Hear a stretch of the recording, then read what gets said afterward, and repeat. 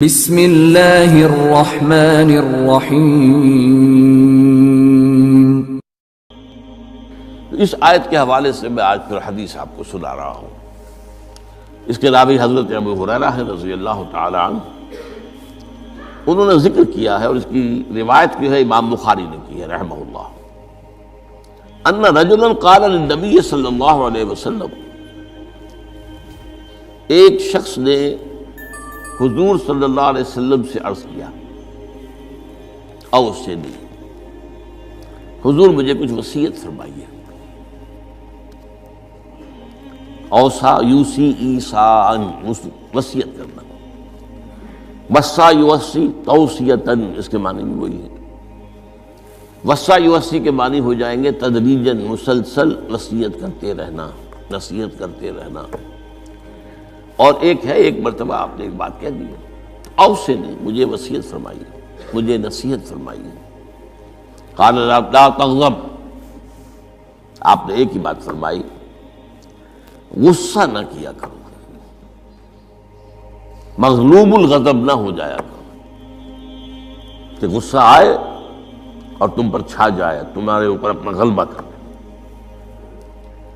فردد مرارا، اب اس شخص کے دل میں شاید کوئی اور بات تھی، اس نے پھر پوچھا، اوصنی حضور، بس کیجیے وصیت میں۔ آپ نے پھر فرمایا لا تغضب، پھر پوچھا، وہ تکرار کرتا رہا اور حضور نے بھی ہر مرتبہ وہی بات کہی۔ اب اس سے اندازہ ہو جاتا ہے کہ یہ بات کتنی اہم ہے۔ پہلی بات تو میں آپ کو یہ بتا دوں کہ غصہ آ جانا کوئی غیر فطری بات نہیں ہے، غصہ اللہ تعالیٰ نے انسان میں رکھا ہوا ہے۔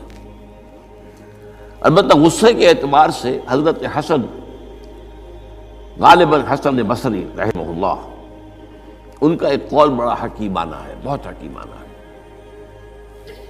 وہ فرماتے ہیں کہ ایک انسان تو وہ ہوتا ہے جو پورا انسان ہوتا ہے، مکمل انسان ہوتا ہے،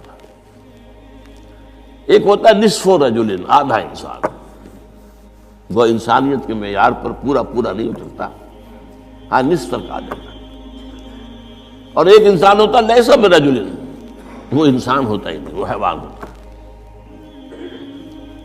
پورا انسان وہ ہے جسے غصہ دیر میں آئے اور جلدی رفع ہو جائے، اور آدھا انسان وہ ہے جسے غصہ جلدی آئے لیکن جلدی رفع بھی ہو جائے، یا دیر میں آئے تو دیر میں رفع ہو، یہ دونوں برابر ہو جائیں گے۔ جلدی غصہ آیا، جلدی ہی ختم بھی ہو گیا، دیر میں آیا، دیر لگا دی جانے میں بھی۔ اور جو شخص سرے سے انسانیت کا مستحق ہی نہیں کہ اسے انسان مانا جائے، وہ غصہ جلدی آ جائے اور دیر میں جائے، تو وہ اصل میں پھر انسان نہیں، وہ اخلاقی اعتبار سے پورا انسان کہلانے کا مستحق نہیں۔